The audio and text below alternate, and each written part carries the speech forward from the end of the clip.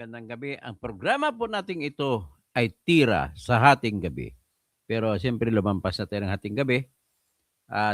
Pero hating gabi pa rin. Kung tingnan mo, alas 12:31 po ngayon. Ang ating pag-usapan po na napakahalaga ay yung mga sinasabi ni Congressman Terry Redon ng Bicol Saro. Ang ibig sabihin Bicol Saro, parang Cebu, one Cebu, one Bicol. Ayan, Bicolano term ng one, Saro. Sarong banggi, isang gabi, maliwanag. Ganun po ang kanta nun. So, ngayon, siguro, ang makikita ko lang po talaga dito, talagang desperado po ang grupo ni BBM. Naghanap ng lahat ng pamamaraan kung paano na ma-impeach at mananalo sa Senado. Kasi sa ngayon po, ang sitwasyon siya ngayon, inaamin na ng grupo ni Sara Duterte na matatalo siya sa House of Representatives. Kasi sa pangalan lang House of Representatives, palitan lang TIBS ng THIEVS. So representatives, maraming mga kawatan kasi dyan eh. Sa mga kawatan dyan, ay puro mga walang finesse. Hindi kagaya ng mga kawatan sa Senado, medyo may disente pagkadala. Ngayon, ang klaro po sa ngayon, maglalabas po talaga ng tinatawag na 2 million bawat congressman para lang kapalit sa pagboto sa na i-impeach si Sara Duterte. Ang kailangan na boto para ma-impeach si Sara Duterte ay 106 na boto ng mga 106 na mga congressmen. Ang tanong, makukuha ba yan? Sa tingin ni Erese, mga makukuha daw kasi meron ng incentivized. Kumbaga may mga premyo na ang nakalatag para sa lahat ng mga congressmen na pipirma.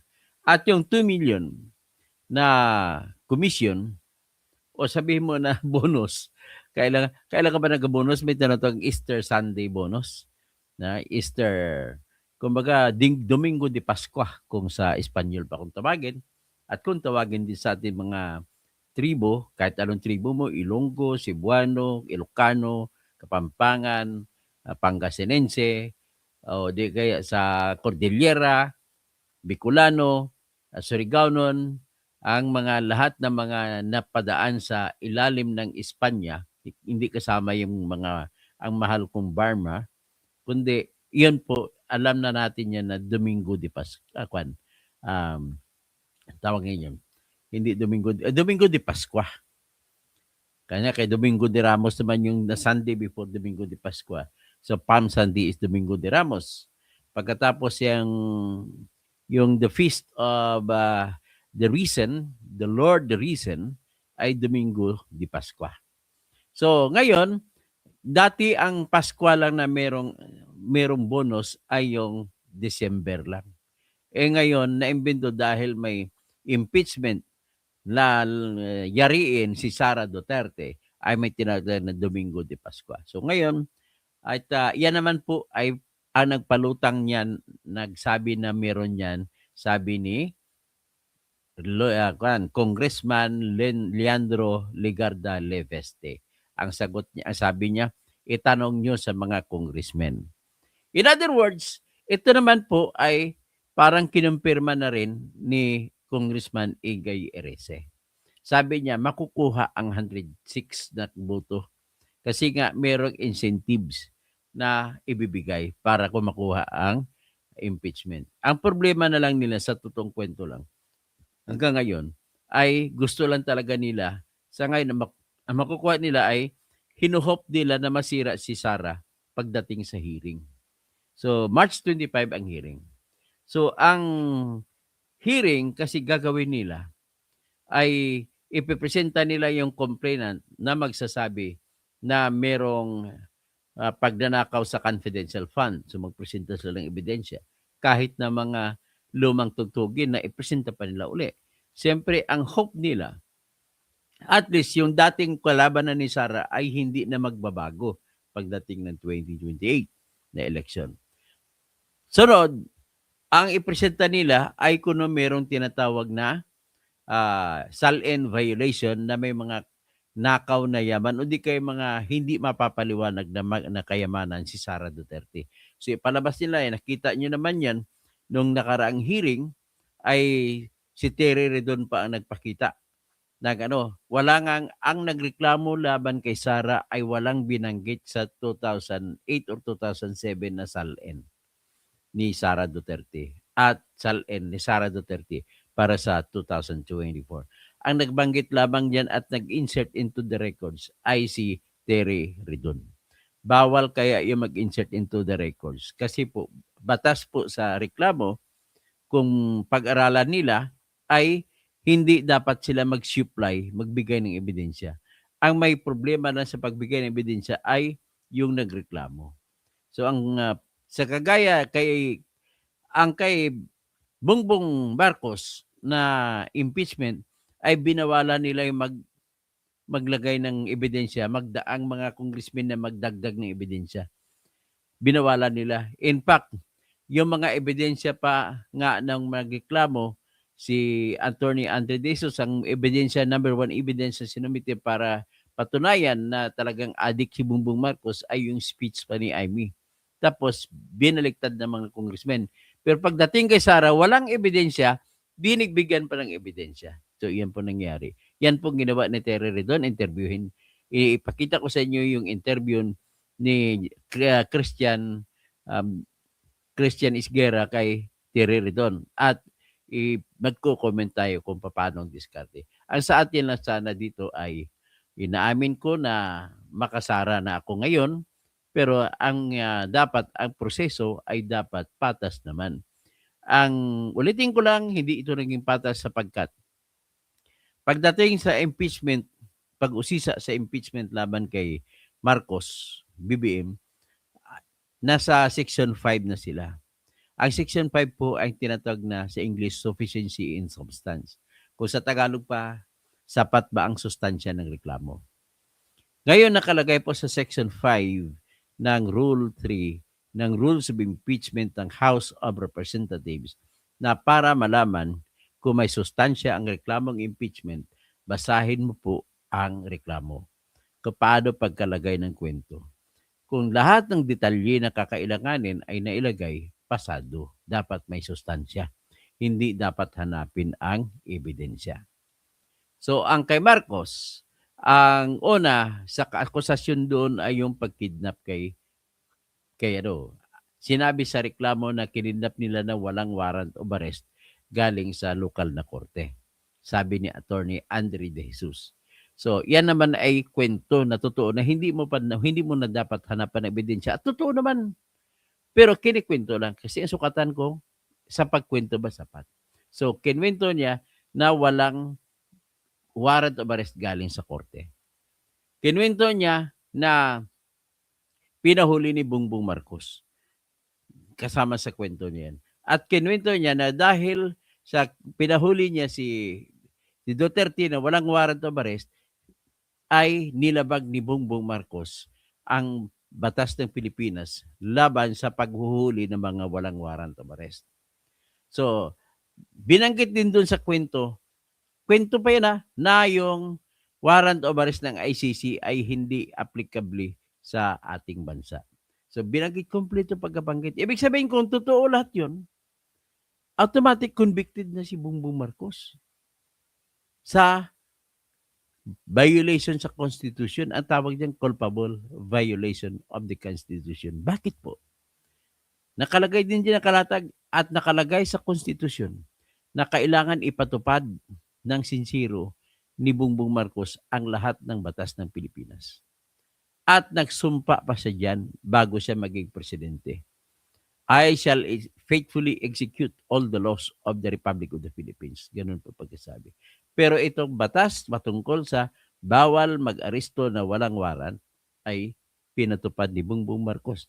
In other words, sapat na ang pagbabanggit ng detalye. Huwag mo lang tingnan ang ebidensya. ay sapat na po ang pagkabanggit na detalye para ma-impeach si Bongbong Marcos. Anong nangyari? Binasura nila.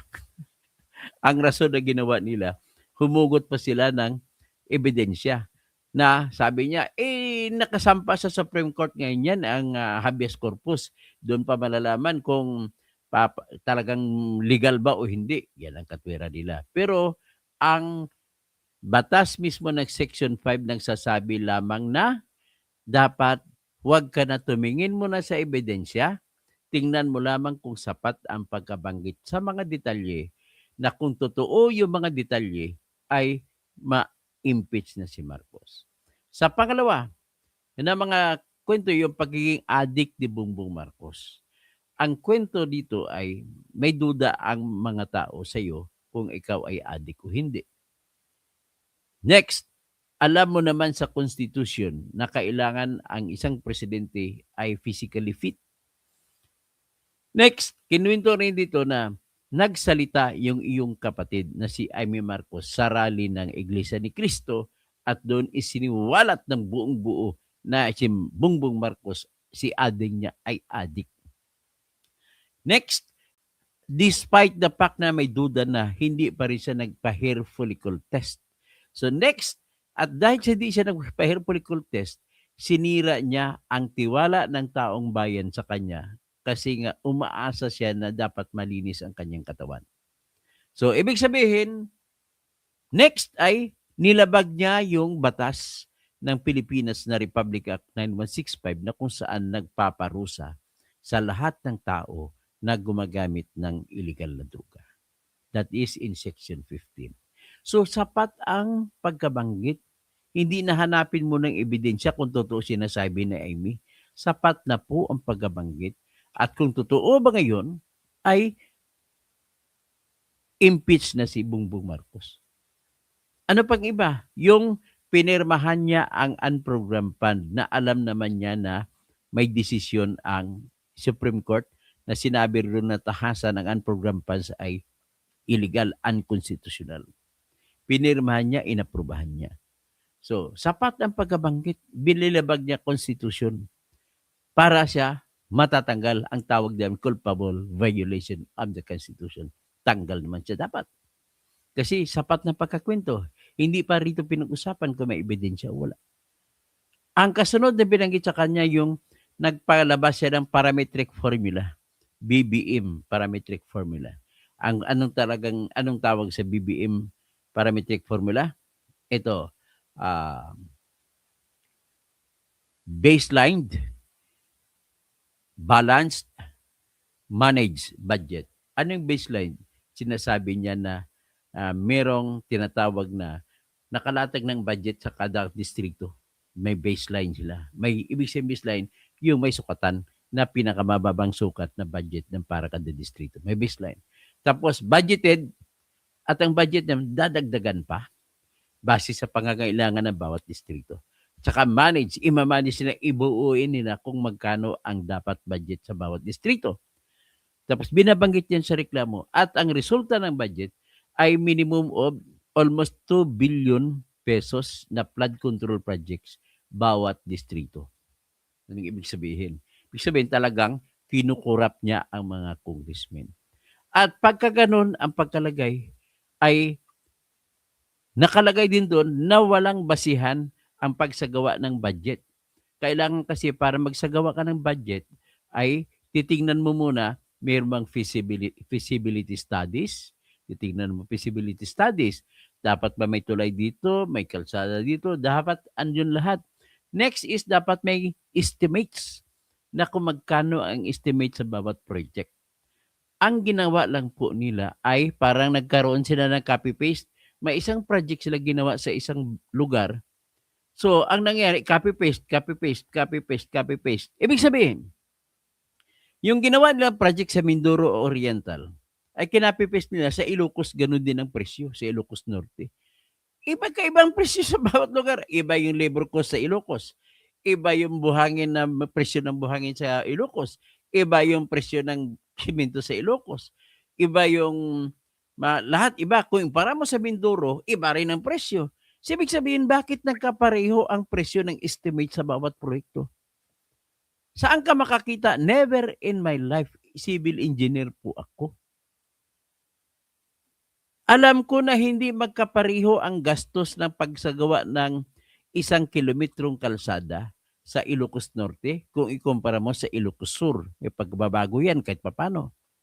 Kasi ang nagdidikta ng presyo dyan, presyo ng simento, presyo ng buhangin, presyo ng bato, at presyo ng gagamitin mga ekwipo na kailangan ang pundasyon na lupa, kailangan hukayin mong lupa, palitan mo malaking bato sa ilalim, kasi ako bilang civil engineer, ganun gagawin ko. Sunod ang maliliit na bato, patong ko hanggat sa medyo pinakamaliit na bato sa pinaka-surface. At i-plane ko yan sa pamamagitan ng pison. At pag ako pang gumawa, pag ako mag-design, may marinig man dito ng kapwa ko civil engineer, kung ako maggagawa ng design ng highway, sa totoo lang, ay iba-iba rin ang presyo bawat lugar. So, paano nangyari na template lang, copy-paste sa lahat ng lugar, gano'n na presyo? Kung flood control projects ang ginawa nila, sinukat nila in every 50 meters. In every 50 meters, now, length ng ilog sa isang gilid. Halimbawa, revetment, pack, may slope. Tapos, ito gawin na semento. Tapos pare-pareho ang presyo nila sa Mindoro Oriental na gawa kumpara mo sa Mindoro Occidental hanggat sa Mindanao. 96,500,000 lahat. Ibig sabihin, diyan ka lang nakakita na talagang hindi man lang inusisa. Ibig sabihin po ay nilabag ni Bongbong Marcos ang tawag ng konstitusyon sa kailangan sa pagsagawa ng budget, kailangan may ekonomiya, matipid, dapat effective. So, kompleto ang pagbanggit ng reklamo ng detalye para ma-impeach si Bongbong. Anong nangyari? Binasura nila. Pag binasura nila, ay kinontra nila yung utos sa Section 5, Rule 3 ng House of Impeachment Rules. So ngayon, kung kinontra nila, ibig sabihin, dapat ganun din kung kinontra nila, bakit pagkakontra nila, ano ba tama ba yun? Mali po sapagkat ang gumawa po ng rules ay yung pangkabuuan o pangkalahatan na membro ng House of Representatives. Tapos babaguhin lang ng committee. Ganun po nangyari. Binago ng committee ang utos ng Constitution ng rules of impeachment na ginawa ng 316 na congressmen ay binasura lamang or binago lamang ng 60 members. So, with that, binasura. Kasi hinanapan na, binago pa nila, binago nila ang rules of the game. Binago nila. Sabi nila, kung walang ebidensya na katumbas, ang lahat ng binanggit ay out. So, kay Bongbong Marcos, hinanapan ng katumbas ng ebidensya yung pagkabangag-bangag niya. Sabi, yung kay Aimee na binanggit, wala naman yun, walang hindi matatanggap ebidensya. So, in-out nila. Nakalimutan nila na yung sufficiency in test ay hanggang sa pagbanggit lamang ng detalye. Pero binasura pa rin nila. Hinanapan nila ng detalye kung paano yung wala pa naman Supreme Court decision. Binasura nila. Hanggang sa dun sa program pass, hanggang sa budgeting. Puro basura. Ibig sabihin, sa kaso ni BBM, ay hinanapan muna nila ng ebidensya. At kung wala silang makitang ebidensya sa kanilang opinion lamang, ay ibinasura nila. Kaya yan po ang ginawa nila kung bakit nabasura ang impeachment na reklamo laban kay Bongbong kahit sapat na pagkabanggit ng kwento. Ito naman kay Sara, ang isang kaso laban kay Sara ay yung confidential fund. Pag-usapan natin yung confidential fund. Para mapatanggal mo si Sara sa confidential fund, dapat ipakita mo na nagnakaw siya, ang tawag diyan malversation. Ibig sabihin, nagnakaw siya ng pera. So, ang ultimate fact, kailangan patunayan mo may ninakaw siyang pera. Kailangan banggitin mo diyan na nagnakaw siya ng pera. So, ngayon, pero bago mo banggitin na nagnakaw siya ng pera, dapat magbabanggit ka ng ultimate fact, paano niya nahawakan ang pera. So, ibabanggitin po lahat yan, stage by stage. Kasi pag binanggit mo lamang nagnakaw ng pera, ang tawag diyan conclusion lang 'yan. Ang conclusion, hindi mo pwedeng ibilanggo ang tao sa conclusion of facts. Kailangan proof beyond reasonable doubt kung criminal case.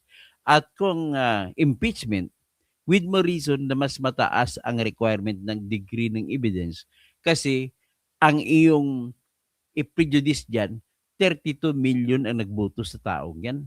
Tapos, kunti-kunti lang ebidensya gagamitin mo para tanggalin. So, sa ngayon, nagbanggit sila, ito so anong ultimate facts na kailangan para sa pag-malversation? Kailangan magbanggit ka muna ng lahat ng elemento ng malversation. Kailangan ang pinaka-elemento ng malversation na una, kailangan banggitin mo diyan na paano na may ibinigay na pera sa kamay ni Sarah at ilagay doon ang obligasyon niya kung ano ang obligasyon niya sa pera sa paghawak. Sasabihin doon sa pera niya kung saan niya gagastusin, banggitin niya doon. Pagkatapos banggitin naman nila sunod, ito, nagastos niya sa loob ng 11 days, ay dapat banggitin niya rin yun. Pagkasunod, banggitin pa na yun na at hindi niya ginasta ang pera, bagkus tinago niya. Pagkatapos niya, kailangan banggitin na nahawak niya ang pera. Sunod, pagkatapos na nahawak niya ang pera, banggitin doon kung saan niya dinala ang pera. Ibig sabihin, magbanggit sila na talagang ninakaw, binulsa ang pera. Tingnan mo kanilang pagbanggit na nabigyan siya ng pundo ng 125 million ni Bongbong Marcos noong December 21, 2022. Next, pina-withdraw yan ng Office of the Vice President sa mga tao nito. Sino ba nag-withdraw? Hindi naman si Sara nag-withdraw. So, at that point, hindi po pa masabi na si Sara nagnakaw. So, nang na-withdraw na, binanggit mo ang fact na nag-withdraw na. Ang nag-withdraw niyan ay yung parang cashier, disbursement officers, na si kung hindi ko makilala si Edward Paharda at saka si Acosta. So, yan ang nag-withdraw. Pati sa Department of Education. So, withdraw, hinawakan nila. Ang kasunod na binanggit ay binigay sa kamay ni Colonel Raimundo Lachica. Saka kay Colonel Dennis Nolasco. Ang katwiran nun kasi sila po ang intelligence officers. At ang pondo po ay para sa confidential fund or intelligence fund. So pagkatapos nyon, ang kasunod ay nagbigay ng resibo na may regres piatos, lat-lat na. Hindi mo nang binanggit doon kung ang may regres piatos na resibo ay bawal sa batas o hindi. So walang pagbanggit sa detalye ng ganun. Hanggat sa walang binanggit kung paano napunta sa kay Sara ang pera. Nag-conclude lang sila na ninakaw ni Sara ang pera. Kasi, ang binasihan nila, kasi iyon yung resibo ng mga merigis piatos. Alam niyo naman, ladies and gentlemen, nagsalita pa nga, in-interview ni Christian Isguera si Eresi. Ay, Christian, ano yan? Sabi ni Attorney ni Edgar Eresi, ni Congressman, merigis piatos, standard yan sa confidential pag i-resibo mo. Kahit tingnan mo yung confidential pa ni Bongbong Marcos, 4 billion. Maraming merigis piatos sa lahat ng confidential fund, merigis piatos ang nakalagay na resibo. Kailangan po kasi hindi mo banggitin kung sino nakatanggap. So kung hindi mo pwede banggitin nakatanggap, ay hindi mo pwedeng usisain. So kaya, no wonder, nasa totoo lang, hindi ko na sabihin ng depensa ni Juan. Narinig ko kasi yung depensa ni Sara. Pero anyway, ganun ang pagkasabi, hindi nabanggit, hindi nasama sa pagbanggit kung paano nanakaw ni Sara na gamit ang merigis piatos. So because of that, kulang ang aligasyon patungkol sa pagnakaw ng pera. Kasi kung kailangan sa malversation, padalhan mo na ng demand letter ng COA ang responsible officer, return the money or return the receipts. If you cannot return that in number of days, kung ilang araw bibigay, then it is now presumed that you stole or that you malversed the money. Yan po sa malversation na criminal case. So, ibig sabihin, sa madalit sabi, kulang po ang pagkabanggit ng detalye. Hindi naman sila hanapan ng pruweba, detalye lang ang hinanap. Despite na kulang, ano nangyari? Binuto-buto nila na sapat daw, may sufficiency and substance. So, diyan na papasok ang unang bias nila ni Ridon. Kasi kasabwat niya sila ni Jinky Luistro, Lucarit Luistro. Sunod, isa pang issue na binanggit, yung namigay si Sara Duterte ng mga envelopes kay Gloria Mercado, Yusek yan, tsaka kay Catalan, tsaka kay Osias. Yung tatlong Yusek ng Department of Education ay mga official sa Bids and Awards Committee. So binanggit nila na binigyan ni Sara ng envelope 9 in 9 months, 9 envelopes. Ang sabi naman ni Gloria Mercado, 50,000 daw ang laman ng envelope niya sa kanya. Kasi nga siya ang chairman ng Bids and Awards Committee. Tapos yung dalawang member, 25,000 daw binigay ni Sara. Si Sara naman, inamin naman niya na binigay niya. So ngayon, nakalagay sa kanilang kwento na nagbigay at nagtumistigo pa yung nilagay din nila na tumistigo yung tatlong undersecretary at klaro nga na nakatanggap nila. Pero sa tanong nila sa kanilang pag-narrate ng facts, walang binanggit kung para saang project. So, para magiging bribery yun, kailangan may project. Kasi kung walang project, ibig sabihin, karapatan naman ng kahit sino sa atin mamigay ng pera. Halimbawa, pwede kasing sabihin na natuwa si Sara sa kanilang performance bilang sa mga official or USEC ng Department of Education. Kasi Department of Education yun, hindi yun sa Vice President's Office. So wala ring binanggit na may kontraktor na paborito na pinupus si Sara. Hanggang doon lang sa pagbigay. Tapos si Sara naman, huwag na nating bagitin yung depensa ni Sara. Pero nagdepensa po si Sara dyan na pinabigay meron pa siyang video na nakatago. Tinawagan siya at nag-video recording si Lisa Marcos. At nagsabi si Lisa Marcos kay Sara na ibigay sa mga USEC na mga members ng Bids and Awards Committee ang mga envelope na pinadala ni Lisa Marcos. So, binigay niya. Pero without anyhow kung paano. At least, kahit bumigay ka, hindi ka pa guilty ron. Bakit? Wala pong pakay. Para magiging bribery, dapat may pakay. Walang motibo. So, good faith. So, tapos,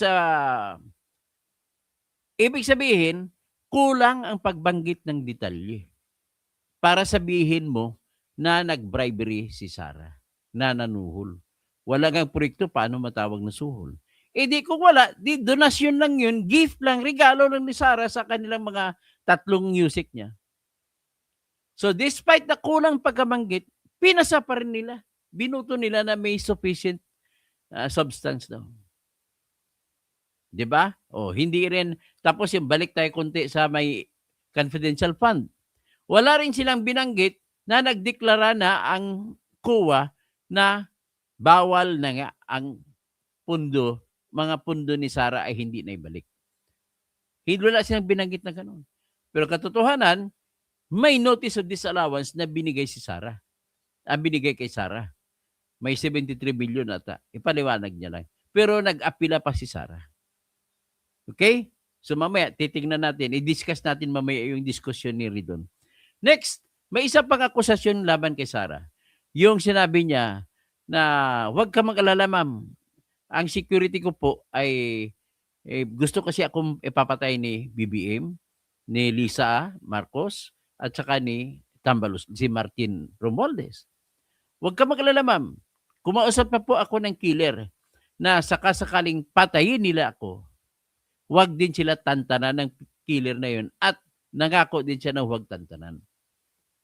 Yan ang sinabi doon. So, ibig sabihin, yan lang po ang detalye na binanggit ng mga nag-akusa kay Sara.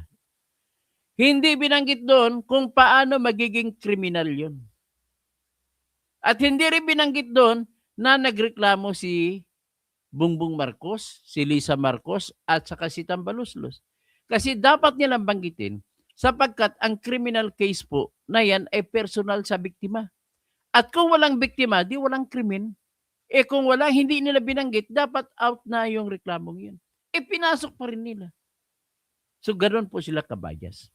Ano pang ibang akusasyon? May iba pang akusasyon na, balik tayo konti doon sa Department of Education. Yung Department of Education na mga envelope, si Rufus Rodriguez nga nag-argumento na dapat hindi natin isama ito kasi hindi nabanggit sa akusasyon kung paano naging konektado ito sa kanyang pagiging vice presidente. Kasi ma-impeach mo lamang ang vice president pero hindi ka pwede mag-impeach sa secretary ng education. So, ibig sabihin, ito na naman, kulang-kulang. So, until there, ano pang iba? May confidential fund din daw yung Department of Education. The same thing sa nangyari sa confidential fund sa Vice President's Office. At hindi binanggit sa reklamo kung paano mo sasabihin na pwedeng responsibilidad ng Vice President yun sa katotohanan na siya ay Secretary of Education nang tinanggap niyang confidential fund na yun. So, kulang-kulang, in other words, kulang-kulang na naman ang pagkwento kung paano naganap ang kasalanan na magiging impeachable. Ano pang isa? May binanggit pa sila na isa na yung ayaw niya hindi sa pagdalo sa mga hearing. Hindi nila binanggit kung bakit dapat managot si Sara sa hindi pagdalo sa hearing. Kasi karapatan naman ni Sara bilang Vice President na hindi sa dadalo sa hearing. Kasi may tinatawag nga principle of separation of powers and the checks and balances na hindi pwede saklawan ng isang branch na House of Representatives ang branch ng Office of the Vice President. Kulang-kulang naman pagbabanggit para sabihin mo na may culpable violation of the Constitution. Wala naman kasi sa Constitution nakasabi na ang Vice President ay pwedeng yumuko sa mga congressmen. Na kailangan sa kada patawag ng congressman ay dapat dadalo si Vice President. Wala po. Imagine kahit President, hindi niyo pwede matawag yan. Ano pang isang kaso? May isa pang kaso na nagkaroon ng SONA noong 2024. In-interview sa media si Sara, nagsalita siya, hindi ako dadalo sa SONA kasi dinedesignate ko na sarili ko na designated survivor. Nung time na yon sikat yung designated survivor. Kasi sikat na pelikula sa United States of America. Yung pelikula na yun. Top grosser din yun. So marami nanood nun. Pero ang kwento po ng pelikula na designated survivor ay ganito. Magsusuna yung presidente ng Amerika. At ang suna ng presidente ng Amerika, mag-speech siya. Kailangan nandoon ang lahat ng senador, na 100 senators sila. Andun din ang Vice President ng US at andun din dapat ang lahat ng mga members ng House of Representatives. Ibig sabihin, at saka nandun din dapat ang lahat ng secretaries, cabinet secretaries ng presidente. Ibig sabihin, kung isang bomba lang ng missile at ubos sila lahat doon.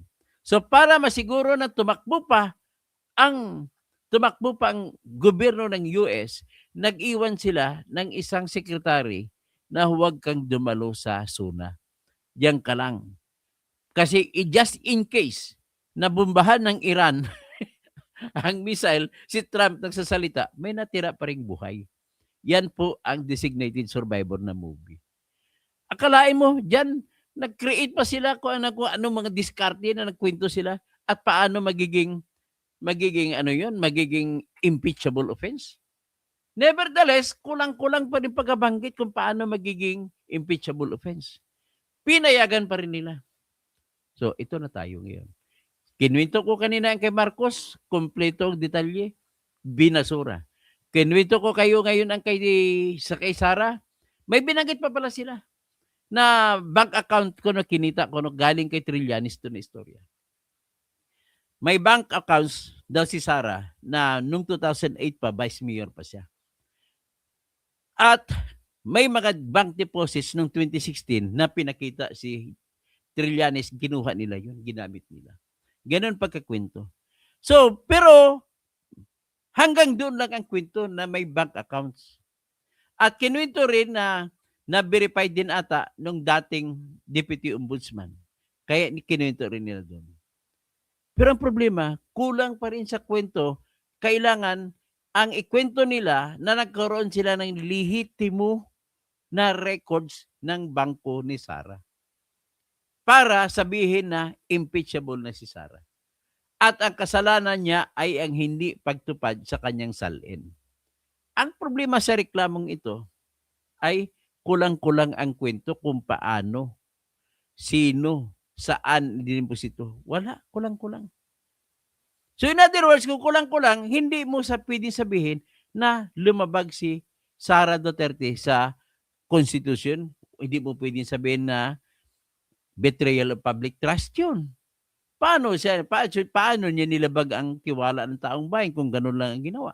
Walang ibang kinikwento. In other words, summing up all, ay talagang kulang-kulang ang kwento. Kwento lang pinag-usapan natin.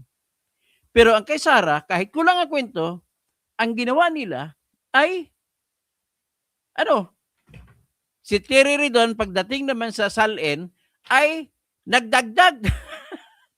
Bawal sa batas nila pagdagdag. Nagdagdag siya. Meron siyang kopya ng 2008 na salin. Meron siyang kopya ng 2024 na salin.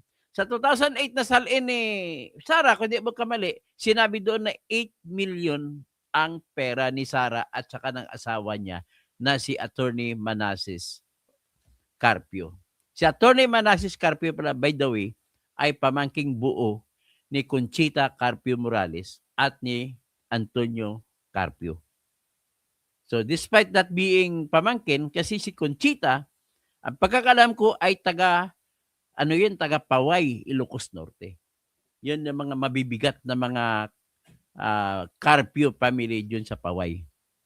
Pero ang alam ko parang ibang tribo ata si Antonio Carpio. Pero anyway, one of the proud daughters of the Ilocos Norte is si Merceditas. Ni Merceditas, si Conchita Carpio Morales. Talagang matigas na babae yun. Hindi mo siya sabi niya, nagkwento nga siya sa interview, minsan may hearing ako sa Pasay kasi nag-judge sa RTC Pasay. May abogado doon, taga Ilocos, nagmamayabang kasi alam niya taga Ilocos ako. Kinito niya lang yung pagiging judge niya. Akala niya pagbigyan ko siya. sabi naman niya ng abogado na kalaban niya, Bisaya yung kalaban niya abogado, ang pinag-usapan, nagpa-postpone yung Ilocano na abogado. Your Honor, I'm asking for the postponement of my case and my client, who is now the witness today, is not available. And maybe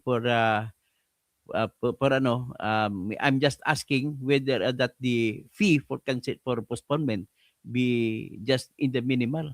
Sumagot na ko ng Bisaya na abogado, Your Honor, don't worry, Your Honor. Panyero, pakita ko lang sa iyo pagka kami mga Bisaya ay galante. Ako na magbayad ng postponement fee mo. Sabi niya. Kahit dinipensa ni Conchita, hindi naman kuripot Ilocano. Ganun sabi.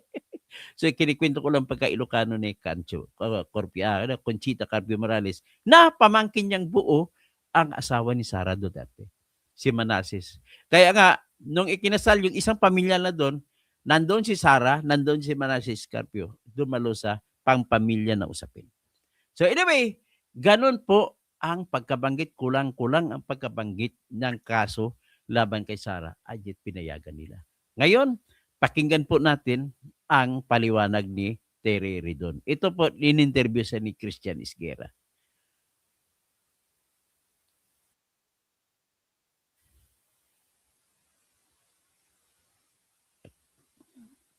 Dito mo ba makita ang pagkabayas ni Terry Ridon? Si Terry Ridon, by the way, ay Bicolano. So kaya nga siya po ay nasa party list ng Bicol Saro. Ang Bicol Saro, pag sa Tagalog niyan, Bicol Uno. Bicol isa. So one Bicol. Parang one Cebu, one Bicol. Ganun ang ginagawa nila.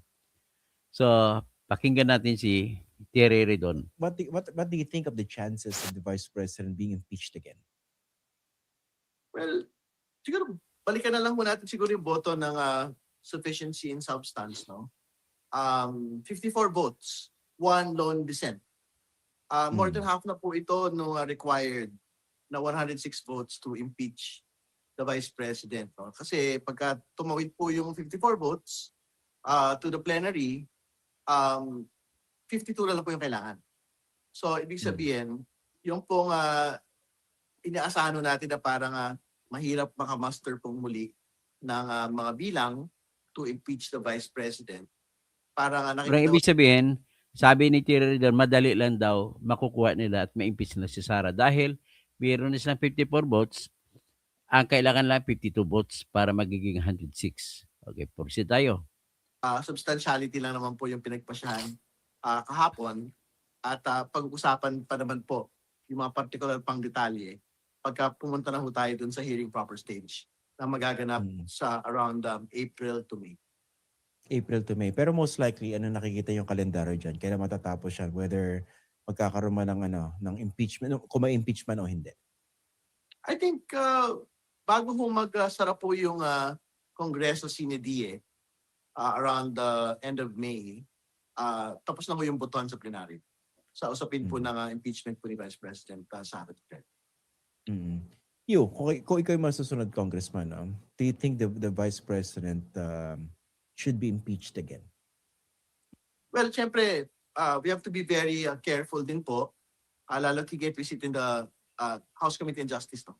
Pero we can see all of the evidence, no? Kasi this is basically a prosecution of what we had seen last year. No? So, pag-usapan na lang ho natin yung mga napag-usapan during the course of the last 3 days. Ibig sabihin, makita mo confidential, basihan niya kasi nung nakaraan, 215, at saka yung katotohanan na yung reklamo nila ngayon ay ganun din ang reklamo nila. Ang reklamo nila noon ay ganun din ang laman ng reklamo nila ngayon laban kay Sara Duterte. Maliban na lamang sa dagdag na affidavit ko noon ni Ramil Madriaga. Kasi kapag patuloy natin pakinggan. Aspect po dyan, at dyan ho talaga magkakaalaman, yung pong usapin halimbawa, ng paggamit ng confidential funds for team building. Ito pakinggan natin ng confidential fund. Kumbaga nababanggit siya dito kung paano daw nagamit ang confidential fund. Sa mga team building, kung ano pa. Kasi yung confidential funds ano po talaga yan? Information gathering activities po talaga. Yung kailangan pong ginagawa. Okay. Ang hindi natin alam, baka binanggit naman as one of the ultimate facts itong team building. Pero kung sinabi ko na sa inyo yung ultimate fact para mapatunayan na mayroong malversation, kailangan ang minimum facts. Number 1, mapatunayan, masabi nila, hindi mapatunayan, kundi masabi nila na ibinigay sa kamay ni Sara ang pera. Okay? So dapat sasabihin sa reklamo. Next is, pagkatapos may ibigay sa kamay ni Sara ang pera, sasabihin nila na ito ay para saan. Pagkatapos sabihin nila kung ito ay para saan, ay sasabihin din nila na dapat sa pagkatapos itong liquidation period, ay dapat ipatunayan ni Sara na nagasta niya sa tama ang pera. At kung hindi nagasta, ibalik ang pera na sobra. Dapat binanggit nila yan. Ang problema, hindi nila binanggit yan. So pakinggan natin si Thierry Redon. Ng pondo po na yan. Hindi ho ata pwedeng gamitin sa mga team building. Tingnan yung salita, hindi po ata. Yung salitang ata, hindi rin sigurado si Redon sa kanyang sinasabi. Activities lang po ng isang opisina. So yun po, clearly malversation po yun. Aba, clearly malversation. Kita mo, napakabubo nito. Alam mo, kababayan ko, dapat ipasauli natin sa kanya ang tuition na niya na dapat bayaran sa University of the Philippines. Kasi po, scholar sa University of the Philippines sa College of Law. Tayo na ang pera natin ang ginagamit sa pagpatakbo ng University of the Philippines ay kasama siya sa nabigyan ng pera natin sa ating buwis. So dapat isauli na lang niya ang pera na binayad sa tuition niya. Natin, tayo nagbayad. Bakit dapat isuli? Kita mo produkto, wala man lang natutunan. dapat alam niya, minimum na kaalaman, dapat alam niya. Ibig sabihin, hindi nag-aaral yan? Hindi pumapasok sa klase? Naka-jackpot lang pumasa sa bar exam? Yan po ang aking puntos dyan. Tapos, nais ko lang banggitin, paano po hindi po nila binanggit sa kanilang detalye kung paano na magiging malversation yung paggasta ng pera dito sa mga sinasabi niya na mga kaganapan. Walang binanggit kung paano magiging malversation. Sabi ko nga sa inyo, ang elemento ng malversation ay dapat nabanggit. Number 1, na tinanggap ni Sarah ang pera. Number 2, na ginasta ni Sarah ang pera ayon sa utos ng batas. Number 3, ay ibinalik ni Sarah ang resibo at kung may sobra pa, ibalik niya yung pera. Number 4, banggitin na wala siyang sinuring resibo at wala ring sinuring pera. Tapos, banggitin din na pinadalhan siya ng notice na isauli ang pera, hindi pa rin niya sinauli. Yun po ang minimum ultimate facts na pagbanggit para magkaroon ng malversation na gagamitin mo para kasuhan mo siya sa impeachment. Pagkasunod dito, ang binabanggit niya rito kung paano saan ginasta at nagbanggit siya kung saan ginasta. Ibig sabihin po, dapat ilagay rin data nila sa kanilang narration of facts kung paano sila nabigyan ng authority na mag-inquire, na alamin ang paggasta ng pera. Kasi sa surface alone, kapag confidential fund, wala silang bawal sa kanila na manuri o susuriin kung saan nagastos ang pera. Kasi hinaharangan nga yan ng may respetos na resibo na hindi kayo dapat pwede tumingin sa ilalim para malaman nyo kung saan napunta ang pera. And because wala kayong binanggit na katwiran sa inyong reklamo kung paano kayo nagkaroon ng kapangyarihan o authority o karapatan na titingnan kung paano ang paggastos, ay hindi na po malversation yan. Okay? Pakinggan po natin. Patuloy. Yun yung una. Pangalawa, yung po nga pagrenta ho ng mga safe houses. So nakita ho natin may reports na I think around 500,000 per safe house, no? Yung average na ginugol po over the course of 11 days. Yes. Ibig sabihin po, tiningnan nila ang mga resibo ng mga safe houses. So ngayon, sinabi ko nga, wala pang batas, wala silang binanggit kung ano ang batas ang sinaligan nila, sinasandalan nila, para magbigay ng karapatan at kapangyarihan sa kanila na mag-usisa kung paano ginasta. Kasi kapag confidential fund po, national security natin ang nakataya. Kasi kung diskarte nila yan, halimbawa lang, kailangan ko magbigay ng pera para malaman ko kung saan yung mga recruiter ng mga NPA papunta dito sa mga junior high school, papunta sa ating mga anak na nag-aaral, nare-recruitin lamang ng NPA. So, ibig mong sabihin, maaring gagawin ng mga military ay ipapalagay na ganito ang gasta ay ipinapakita na safe houses. Ang iba ay safe houses, yung ibang sobra ay ibinigay na suhol doon sa mga kapwa NPA na magbibigay ng impormasyon para madaling mahuli, madaling malabanan kung ano ang recruitment ng NPA sa mga junior high school natin at saka senior high school natin. Pero pwede mangyari ngayon. Sinasabi ko lang na pwede ganun ang nangyari. Pero hindi ko sinasabi na ganun nga ang nangyari. At kung sinasabi ko na ganun, ay wala pong, ulitin ko naman, walang batas na binabanggit ang mga nagreklamo na kung ano yun para magbigay ng kapangyarihan at karapatan sa kanila na alamin kung ano yun ang ibig sabihin ng gastos na pinangalan sa nakuno na safe house. Dapat nga na confidential, hindi mo dapat alamin kung ano yun. So because sa national security, wala po kayong kapangyarihan na alamin kung anong laman nun. Yan po ang akin yan. Ngayon, despite that, the lack of the statement, paano magiging malversation, paano magiging bawal yung mga gastusin na yun, ay pinatuloy nyo pa rin ang impeachment na reklamo laban kay Sara Duterte. O, patuloy pakinggan natin si Rido. Nakita mo ang laki ng kanya, ang laki ng pisngi niya. Para siyang si Cookie, para siyang si Mr. Bean ng Pilipinas. Pero mas gwapo si Mr. Bean sa kanya. Nasabi ho natin dyan, pagka ganyan ho yung mga levels of rental, pang Forbes Park, pang Dasmariñas Village, pang Sabi ko nga BGC, sa iyo, wala kang high-end karapatan condos, kung kasi anong... parang ginamit pong safe house.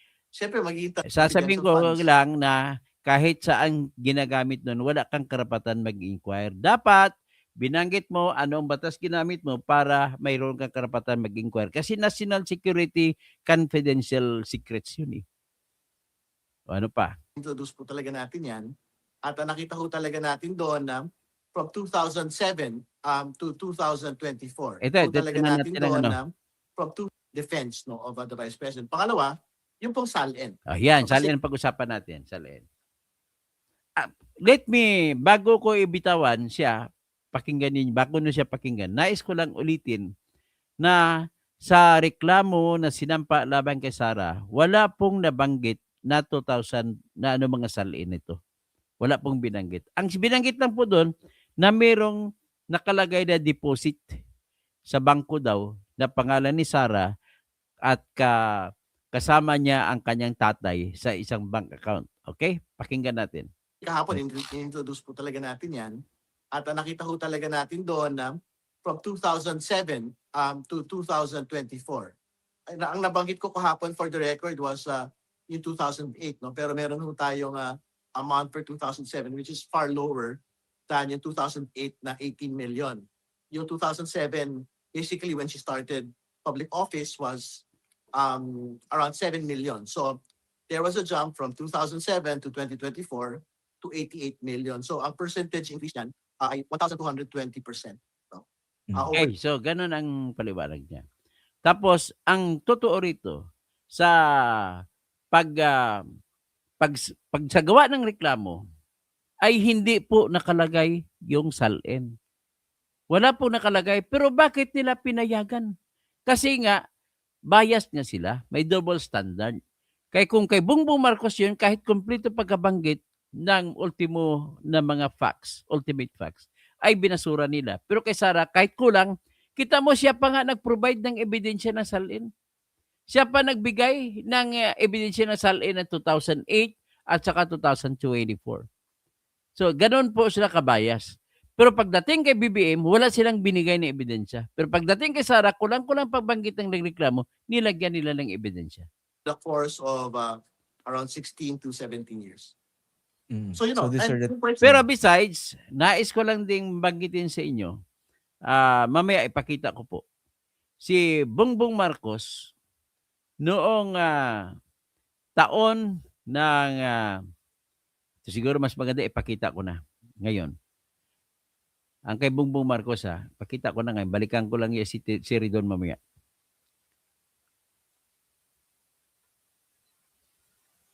So ito po, yung SALN ni Bongbong Marcos to 2016, nakalagay 203 million pesos ang SALN ni Bongbong Marcos noong 2016.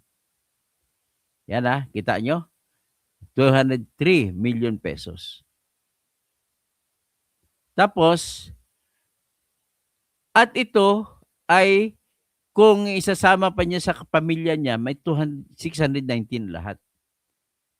Pero noong 2024, ito naman 2024 ni Bongbong Marcos. Yung 203.8 naging 389 million. So saan nanggaling ang 186 million? Bakit hindi niya kinwestiyon ito? Bakit hindi kinwestiyon ni Ridon ang SALN ni Bongbong Marcos? Sa noong 2016, 203 million, 203.8 million. Pero ang 2024, ang SALN at sinumiti ni Marcos ay naging 389.357 million. At nang inassess uli ng Cuervo appraisers ang kanya mga propiedad, ibig sabihin mga lupa, mga building. Ang SALN ni Bongbong ay tumaas sa 1.375 billion. So kung ganun, ano ang maibigay natin na katwiran na bakit ang salin ni Bongbong na tumakbo sa 1.3 billion mula sa 1 billion mahigit ang tinaas, bakit hindi natin papansinin ang salin ni Bongbong at papansinin natin ang salin ni Sara Duterte na umangat daw ng 88 million pesos? Where is justice there? Yan ang tanong na lang. Ipakita ko na lang. Okay? So, andito yung pakinggan natin ulit si Ridon. And yung question doon, does it constitute unexplained wealth? No? Wala pa po tayong conclusion on the question yesterday. Pero linatag na mo natin yung ibig sabihin po ng unexplained wealth, no, for public officers. No? So ibig sabihin, meron kang legitimate income as a public servant and other lawful income, ibabangga po doon yung pong sinasabi mo na net worth mo sa isang particular na taon. So ibabangga therefore yung pong 88 million na net worth ni Vice President Sara Duterte versus yung cumulative lifetime income niya during public service. Wala yan in the sense na hindi niya napaliwanag what happened in between. Dapat banggitin yung detalye. From 2008, every year, kung paano tumaas ang kanyang salin into 98 million. Okay? Mark na 40 million. So kailangan hanapin saan nanggaling yung 48 million. So 48 o 88? doon natin malalaman kung galing po Okay, at least alam na natin. Po, supposedly. And actually that was the reason why he was convicted. 'Di ba? Meron siyang mga hindi dineclare na dollar. Nagtanong siya kay Corona. Of course that provides precedence dito sa sa issue ng sa impeach, hindi po ba? Or na-convict. Well, kasi ang kagandahan po nung Corona impeachment process po kasi nakita ko natin yung express route up until conviction. No? So, ibig sabihin, talaga kung may pinanggagalingan yung pong conviction and impeachment. Wala nang kipap. Nito pong impeachment natin sa komite. Council, Walang importansya kay Corona. Hindi kailangan mag-intay na umabot sa trial sa Senado. Tama ba? Pwede yun. Kasi titignan ho namin yung bank secrecy law. Yan. Pwedeng gawin ng Committee on Justice doon sa mga hearings ninyo na hindi kailangan mag-intay na umabot sa trial sa Senado. Tama ba? Pwede yun. Kasi titignan ho namin yung So, gusto lang sabihin, gusto lang ipaangat na sa Senado ang kaso. Trial eh. Kung trial po yung nakalagay doon, unlimited po yun sa Senado. Okay. Kung trial po yung nakalagay Usapan natin ang nakalagay naman ho doon, hindi impeachment. Yun. Kasi pwedeng gawin ng Committee on Justice doon sa mga hearings ninyo na hindi kailangan mag-intay na umabot sa trial sa Senado. Tama ba? Pwede yun. Kasi titignan ho namin yung bank secrecy council vice president, yung council na makapag-provide balik tayo dito sa pwede bank ho talaga account. mag-request ng bank records mula sa mga bangko at atasan din po yung anti-money laundering council na makapag-provide po ng mga bank and financial transaction reports relating to the accounts of the Vice President at ng kanya pong pamilya at iba pang mga colleagues.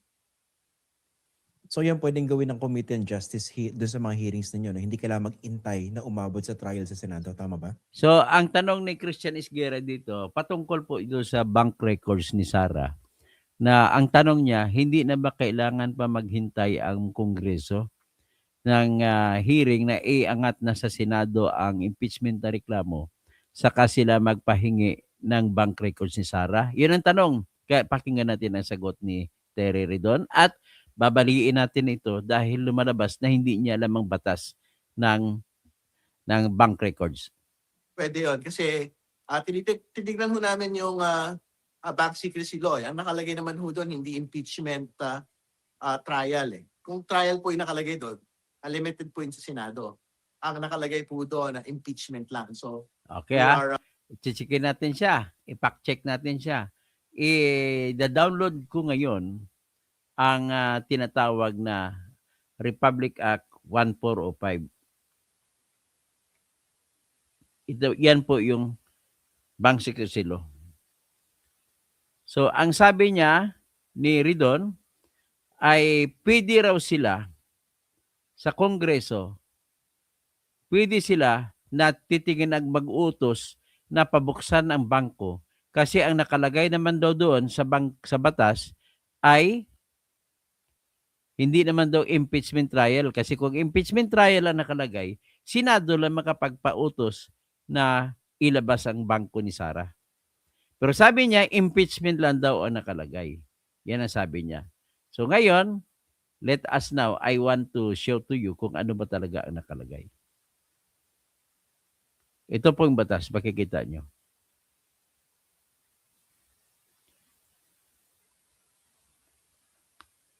Or in cases of impeachment. Yan ang nakalagay. Cases of impeachment. Wala pong nakalagay na impeachment lang. May nakalagay na cases. Cases of impeachment. Yan lamang po ang exception to the rule na pwede mapatawag, mapabuksan ang bank account ng isang tao. This time, bank account ni Sara. So, ulitin natin ang sinabi ni Terry Redon at makita natin ang kabubuhan niya. Isa uli mong tuition mo na mabinay na pinag-aral sa iyo sa UP. Ganito ka pala ka bubo na abogado. O, yan. Ulitin natin Contemplating na it includes Yan. kung trial namin yung bank secrecy, Yan. pwede yun. Kasi titignan ho namin yung bank secrecy law. Ang nakalagay naman ho doon, hindi impeachment trial. Kung trial po yung nakalagay doon, limited po yun sa Senado. Ang nakalagay po doon na impeachment lang. So, Ha? Di ba nakita nyo na cases of impeachment ang nakalagay? Ano, Koki? Ha? Nako. Basahin mo nga uli muna ang batas bago ka magsalita. Okay, pagpatuloy natin si Gago.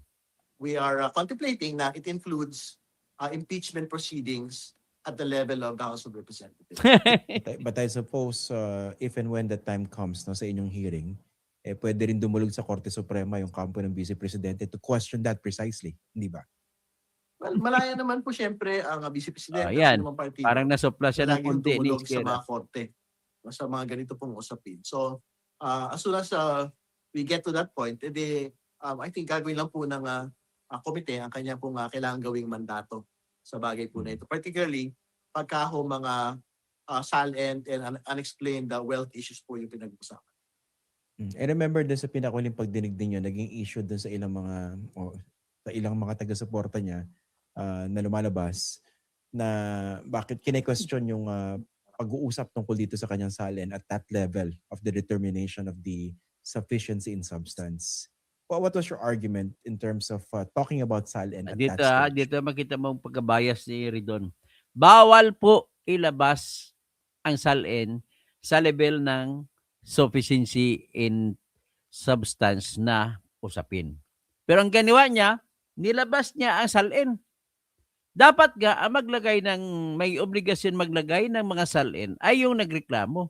Ang nangyari sa kanya, may double standard siya, tinulungan niya ang nagreklamo laban kay Sara Duterte. Pero hindi nga niya tinulungan ang mga nagreklamo laban kay BBM sa impeachment. Well, talaga naman nung kailangan pag-usapan po yung salin at that stage kasi inallege po talaga yun eh. Hindi nga nakalagay sa reklamo ang mga salin, kung anong salin, anong taon. Ikaw nagbigay ka ng supply. Kasi nilabag mong batas na nagsasabi na hindi kayo pwede magdagdag, kundi ang ebidensya lang na binitbit, na binanggit para ng nagreklamo, yun lang pagbabasihan nyo. Ang sayo, dinugtungan mo. In both complaints, no? So talagang there was every reason to have clarity on the matter, no? So, and yung ginawa ko natin kahapon to basically read it into the record para makita kasi ang bawal nga. Ang dapat nyo lang gawin, tingnan nyo ang reklamo ng nagreklamo. Wala kayong authority na magdagdag ng ebidensya kasi ang level pa lang ng inyong pinag-uusapan ay para alamin kung may sufficiency in substance. And tingnan natin na ipakita ko po sa inyo yung batas. Ang House of Representatives impeachment rules. para dito hindi na tayo magtalo-talo.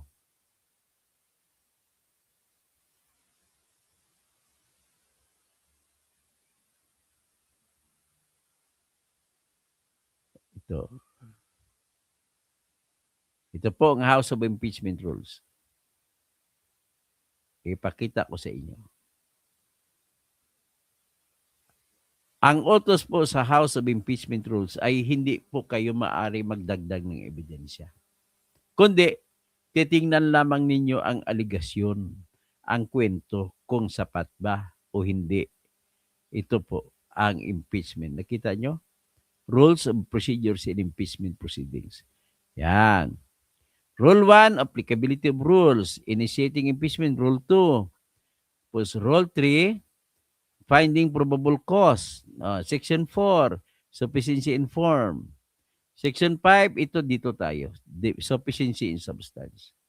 So nakalagay po, the requirement of substance is met if there is a recital of facts constituting the offense charge and determinative of the jurisdiction of the committee.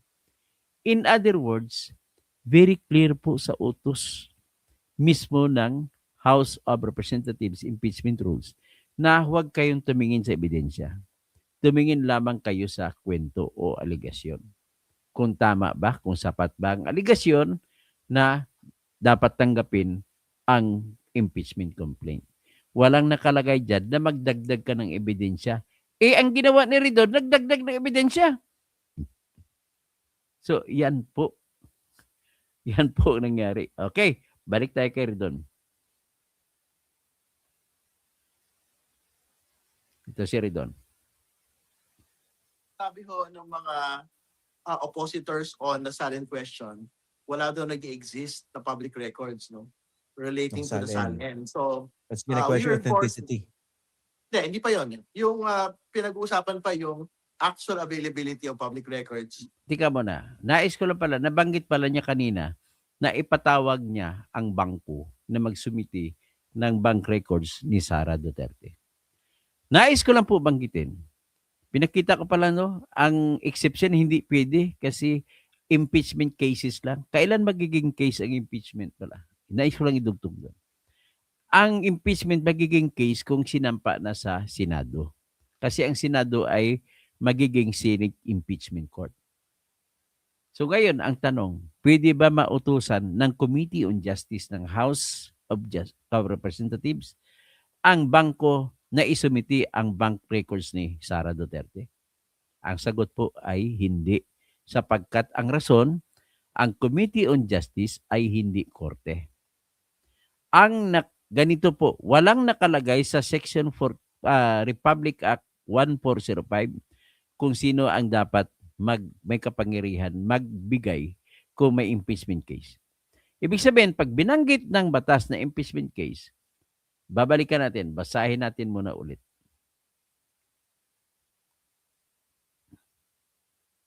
Para naman ma-appreciate ninyo, malaman ninyo kung ano ba talaga ang inuutos ng batas.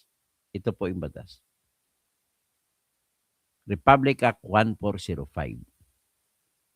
Basahin ko. Section 2. All deposits of whatever nature with banks or banking institutions in the Philippines, including investments in bonds issued by the government of the Republic of the Philippines, its political subdivisions and its instrumentalities are hereby considered as an absolutely confidential nature. Absolutely confidential nature. Pag sinabi mo absolutely confidential nature, general rule ay hindi mo pwede buksan. And may not be examined, inquired, or looked into by any person, government official, bureau, or office, except, ito lang ang exception, except upon written permission. Kung nagpayag si Sara, pwede. Kung walang pagpayag, or in cases of impeachment. Yan lang. Or upon order of a competent court in cases of bribery or dereliction of duty of public officers. So ngayon, nais kong ipakita sa inyo ang ating konstitusyon na nag-uutos na sakasakali mga private matters ay hindi po pwede na usisain o busisiin kung walang utos ng korte. So ipakita ko sa inyo ang kopya ng konstitusyon. Ito po ang ating konstitusyon, ang pinakamataas na batas sa Pilipinas. Ito Preamble. Article 1, National Territory. Article 2, Declaration of Principles and State Policies. Tapos Articles 3, yung Bill of Rights. Yan, Article 3, Bill of Rights. Nakalagay po dito, the right of the people to be secure in their persons, houses, papers, and effects. Kasama po dyan yung tinatawag na bangko. Against unreasonable searches and seizures, yung pag-uusisa. Kahit ano, whatever nature, at kahit para saan, for any purpose, shall be inviolable. Yan, inviolable. Tapos, no search warrant shall issue except upon probable cause to be determined personally by the judge. Yan po, napakaklaro. Sa Section 2 pa lang. Section 2 pa lang, napakaklaro na tanging korte lamang na judge lamang ang pwede mag-utos na isi-search mo ang bangko ni Sara Duterte. Hindi lang yan. Meron pang Section 3. Section 3, the privacy of the communication and correspondence. Sakop ng privacy of communication and correspondence ang bank records. Shall be inviolable. Inviolable. Exception, except upon lawful order of the court. Nang ibig sabihin, tanging korte lamang ang pwede mag-utos na buksan. At hindi korte po ang House Committee on Justice. Kaya dapat, hinihiling ko na dapat marinig ito ni Ridon at ma-justify niya kung bakit dapat hindi niya isauli ang perang pinangbayad sa tuition niya na nanggaling sa ating kabanang bayan dahil naging estudyante siya, naging scholar siya sa University of the Philippines College of Law. Isauli mo ang pera. At least ako, nag-aral ako sa pamantasan ng likod ng Manila City Hall. Scholar din ako, pero Manila City residents ang nagpaaral sa akin. Nagbayad ng tuition ko sa pamantasan ng lungsod ng Maynila. Okay? So, yan lamang po. This time, sa tingin ko ay kompleto na ang ating presentasyon para kay Ridon. At magra-wrap up na lang ako. So, ganun po. Mula ngayon, lagi abangan nyo ang aking vlog sa hating gabi. Tira sa hating gabi. So, parang bagong programa ko ito. O, dito, i-wrap up na lang natin si Ridon. Relating to the SALN. So, ibig sabihin, we were forced to basically disclose na hindi yung totoo. They are actual public records which exist, which are Wala na may mga wala na yung kasunod eh. So, okay, anyway, let me just say bye-bye to you. So, si Shadows Panino family. Shadows Panino, Shadows of Anino. O nga, Anino pa mga grupo ko naman dito. Hugs Attorney, sabi niya. Els Jam, si Ridon ay busog yan sa corrupt money. Si Teresi Tato Tolentino at Teresita Tolentino. Ridon, dayok-dok sa pera, ubod ng sinungaling, imagnanakaw ka nga. Ay, nais ko lang ipakita sa inyo na si Terry Ridon pala ay tinanggal pala ni Duterte nung siya ay inappoint siya ni Duterte. Ibig sabihin dating Duterte boy siya. So kung tinanggal siya, may galit pala siya kay Duterte. Kaya tinitira niya si Sara. O yan Terry Ridon was sacked by then President Rodrigo Duterte in December 2017.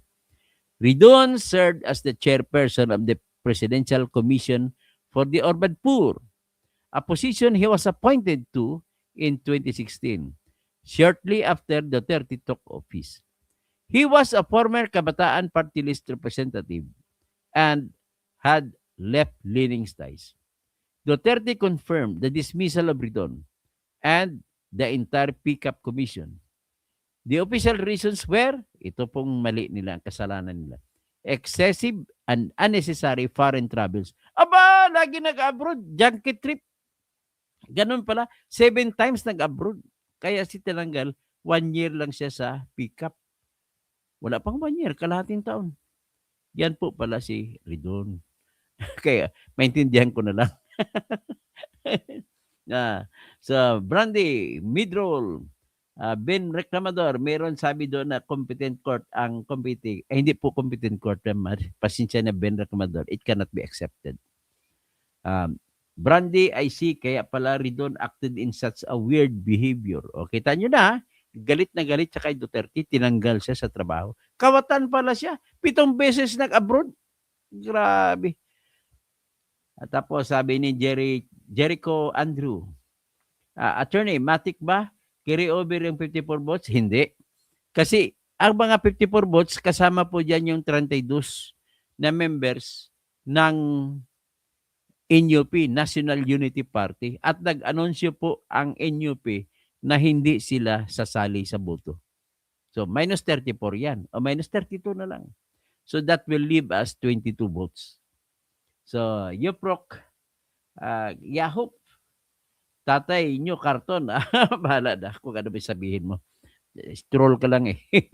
Brandy, shout out host watching from United Kingdom. Wow. Si Tricky B. Si Tricky Brandy. So, Michael Flores, sira ang ulo ng ang Ridon na yan. Gago yan. Huwag naman gago. Ben Reclamador, ang pwede lang siguro sa bank account, buksan ay 2022 to 2025 kung saan sabi ng Esina BP siya. Hindi pa siya BCB 2022 ba? BP na nga siya. Pwede dapat yan. Kung talagang pabuksan.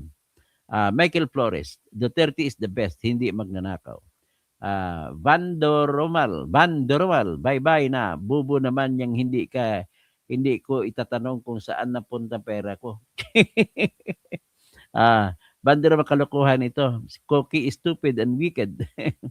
Van Doromal, ang bubo naman natin. Sinong bubo? Bakit pera ang bayan? Walang karapatan? Van Doromal, nagiging vote buying ang confidential at intelligence funds, bakasyon din ni Sara Duterte. Hindi po. Saan ka ba? Asan ang pruweba mo na ginamit sa vote buying yan, Bandoromal? Huwag ka magkwento kung wala kang ebidensya. Please lang. Bandoromal.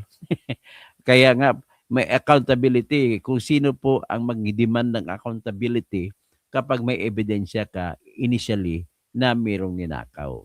Diba? Ganun lang ho kasimple. Bakit hindi nyo ipa-accountable si Bongbong Marcos? Sige nga. I-compare mo si Bongbong Marcos sa kay Sara. I-compare mong dalawa. Nancy Perez, tanga mo Ridon. Tumakbo. King pala, para manggulo kay Ridon, kaming mga taxpayer, nagpapasahod sa iyo. Ungas ka. Kahit nung nag-aral siya ng College of Law sa UP, tayo nagbibigay, nagbabayad ng tuition niya. Grabe. Romel Bengson, klaro, malinaw ang papaliwanag ng tirador. Si Locaret at si Koki ang dapat madisbar.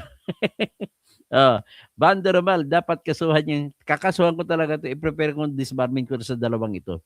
Si Koki at saka si Locaret.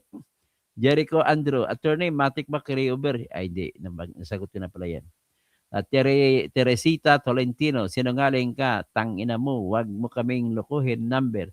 Member ka ng Maleta Boys, kayo. O, may tama, mga Maleta Boys po, yung mga yun. Si Bando Romal, persa ng kasamaan at kadiliman. Ay, wag mo na yung kwento-kwento persa. Ano yan? Kwento ng yung mga kasamaan kadiliman. Yan po mga naratibo po yan ng mga kakamping na sumusuporta kay Bongbong Marcos. Tapos, Bando Romal, vote buying yung confidential intelligence funds na yan. Kwento ka naman, kwento. Wala ka pang ebidensya eh. Ricky Taffy, sige, galingan nyo ang pagsinungaling ngayon para di makatakbo si Sara. Kasi, kapag nakatakbo at manalo, patay kayong lahat. Jericho Andrew, attorney, matik ba? Hindi, nasagot ko na pala yan. Bandoromal, everyone, watch Pax first. Ay, Pax first o Trillanes first? Bandoromal? Trillanes first! BGBs, Mandarambong, bangbongbong. Bando Romal, nasaan yung case ni Sara against Romualdez? Anong case ni Sara against Romualdez? Wala pa naman Kay Kumaro. Bando Romal, ilabas ang bank account ni Sara. Bakit mo ilabas? Elgen Rizon. Good day, attorney. Always watching you from Quezon City. Thank you. Thank you, Elgen. Siya po si Ricardo Mecate. Kapit sa patalim. Kawak kamay. Bandermal, yung Duran-Duran concert, impeccable na yun kay BPBM. Bakit hindi sinama yung pro-DDS complainants? Yung nga, dapat sinama si Duran-Duran. Bakit hindi sinama nila ni Attorney Andre De Jesus? BCBs, takot lang sila kay Sara 2028. Kamay na bakal, ipasuka ang mga... Sa totoo lang, Bandermal, wala nang iba pong presidente na maging presidente ang makapagparusa sa mga nagnakaw dyan sa mga blood control, kundi si Sara Duterte lang po. Yan lang po. Wala na. Kung si Rapi Tulfo manalo, hindi niya ipapakulong yan. Kasi binigyan din siya. Ang lahat po nakatanggap sa malita, Tito Soto, hindi po siya magpaparusa sa mga nagnakaw. Si Lacson, binigyan ng pera, nako, hindi rin siya po. Kaya nga ayaw niya mag-imbestiga eh. So, Marian Maliwat, yung mga nagsalita ng tama may shadow ban. Ganun ba? Di bale. Banderomal, bobo naman si Nate. BCB, salin ni Sara na mayor pa, sinali pa. Dapat sinabi ng Supreme Court, hindi kasama yun eh. Okay, Ben Reclamador, na magkausap sila ng killer. Bawal yan. Bawal. Hindi bawal. Walang bawal. Walang krimen na ganun. Walang krimen na ganun. Kailan mo, kung may krimen na ganun, dapat yung nag-treat ay kulong mo. Ngayon, kung mangyari, paano may kulong ang nag-treat kung patay na? Diba? Kung mamatay ako, patayin mo. Kaya, ganun na kasimple lang yan. Ang problema lang kasi dito, ginagamit nila na argumento laban kay Sara. Pero, mahigit sa kalahati na mga abogado, nagsasabi na hindi yun grave threat. Sila na mga kontra kay Sara, sila lamang ang nagsasabi na grave threat yan.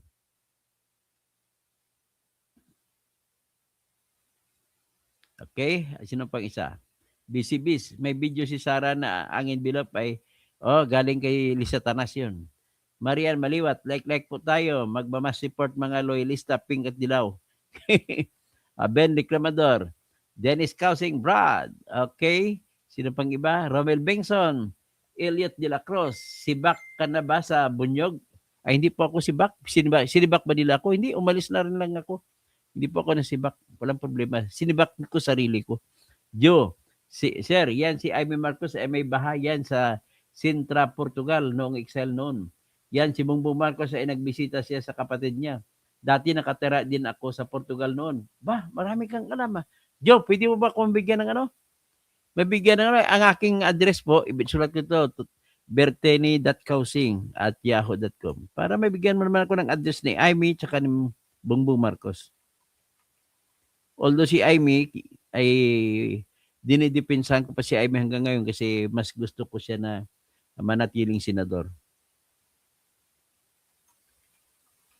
Binuto ko nga siya noong karang eleksyon si Amy. Yan po ang email address ko ha. Wala talaga matinong kalbo-ulo. Ronel Antoniano. Galit ka sa akin ha.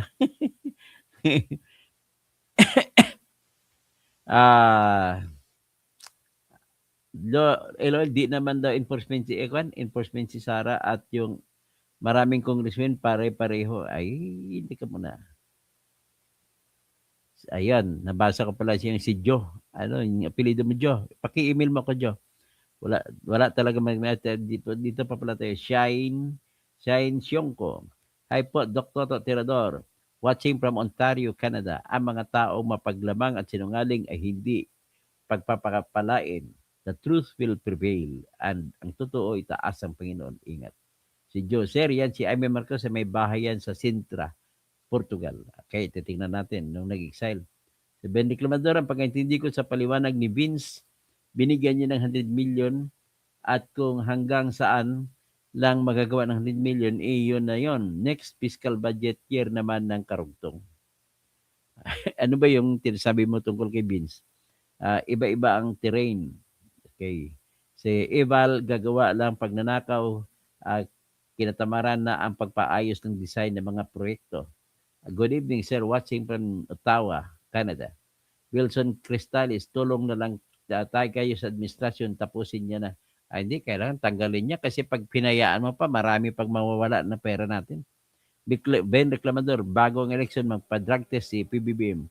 Clean siya bago naging presidente. Hair follicle could happen 5 or 10 years ago.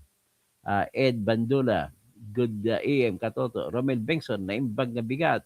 Wilson Cristales, ay tama na kayo, kailinlangin nyo pa yung taong bayan. Ang bubo mo naman, sino ba sinasabing bubo? Ako ba? Si Mintik La Chica, kalbo putik, ano na? Kano na mo si Raymond Dante La Chica na Colonel, na tao ni tao ni Sara Duterte. Bin Lacmador, hindi na panami na patunayan na kidnapping. Hindi, napatunayan na yun.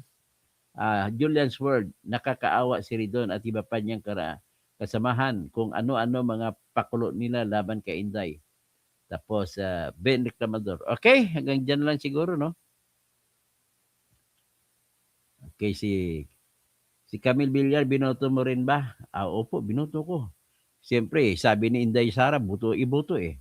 Marian Maliwat, sir, sabi ng dad, galing mo daw sa pag-cite ng batas. Pero yung mga nasa Congress, mangmang sa batas. Okay. Strawberry, Yoso, USA. Kahit anong gagawin nilang panina kay BP, Sara, di sila magwawagi. Yun. Solid Duterte here. Kaya nga, sa Pilipinas, Duterte pa rin. Love kanimo, love kanima, mamo. Di mo kami maluluko, Sir Bato de la Rosa.